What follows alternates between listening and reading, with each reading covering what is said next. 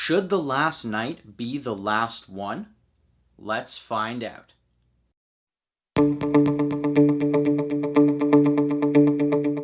Hello Fanatics, I'm Dylan Phillips, and this is the Film Fanatic Review bringing you Transformers The Last Night, starring Mark Wahlberg, Anthony Hopkins, and Josh Duhamel.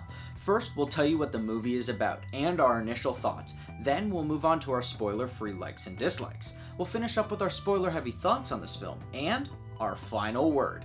Transformers The Last Night follows the story of a war between humans and Transformers, where the key to our survival lies in our past, when man and bot fought side by side. Overall, I had no expectations going into this movie, as I was thoroughly disappointed by the last 3 installments in this franchise, and yet somehow I was still let down. This movie is a typical Michael Bay movie, all substance with no story. For what I liked about this film, the cast was okay. Mark Wahlberg's back, and Josh Duhamel's back, Anthony Hopkins is in this one, and Stanley Tucci is back, although he's playing a different character.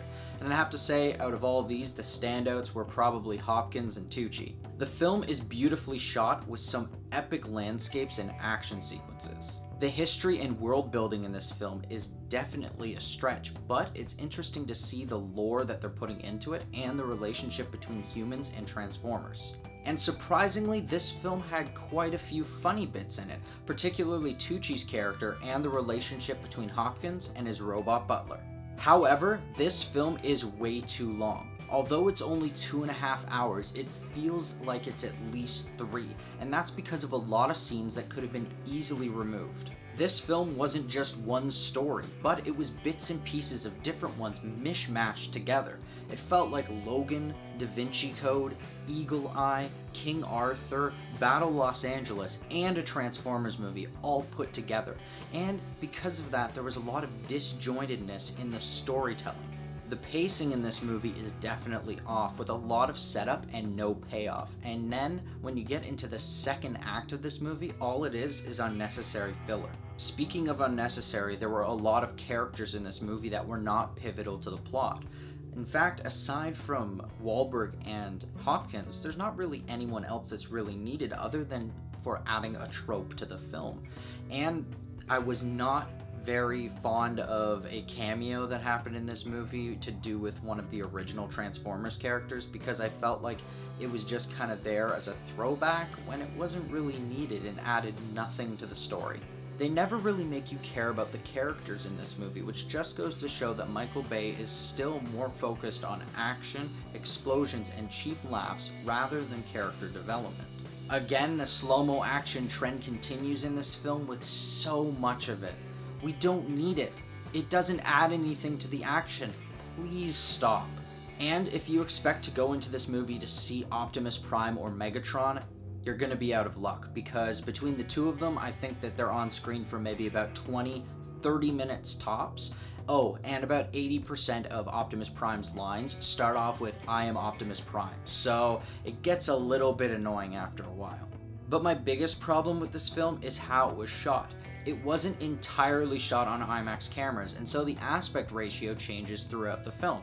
Now, I can understand this happening in different sequences where you have an action scene and the aspect ratio slims a bit so that it gives you more of that widescreen feel, but then when it goes to the talking scenes with the human characters, you get the fuller aspect ratio, which would have been shot on non-IMAX cameras. This changes not only in different sequences, but in the same scene, just through different shots. You'll look at different perspectives in the same action sequence, and it'll be constantly changing the aspect ratio, going from a solid 16:9 widescreen to slightly bigger and back and forth. And so that became very jarring in the action sequences and actually created a more nauseating feeling over top of this blurred action that we seem to keep getting in all these Hollywood movies now. I just can't believe that Michael Bay actually saw that and went, that's good enough, and went with it. And that's where I'll end our spoiler-free thoughts on this film. If you want to hear our final word or rating of this film, pause now and click the link in the description, because now it's time for spoilers. First off, the John Turturro part was completely unnecessary in this film, and it was just a gimmick to kind of show that it's attached to the original films. I would have easily cut that out. And the fact that the majority of the marketing is focused on Isabella, the orphan girl, throughout this movie, and yet she's barely in it. She's in the beginning and then the end, but nowhere in the middle, was just such poor marketing on their part, and it's a tease to a story that doesn't even exist. You could have made a movie about her and about her struggles and focused on that in a separate Transformers movie, but you didn't.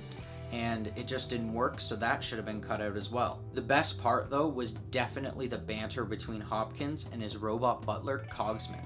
To see Hopkins play a role like this was oddly amusing. And to be fair, the best scenes in this movie are all ones that Michael Bay shines in. So that would be the action sequence in the medieval era and the action sequence in the third act where they're having the trench-style warfare. So, with the thoughts heard, here's our final word. Transformers: The Last Knight is what we expect from Michael Bay blockbusters, focusing more on the action and less on the character development.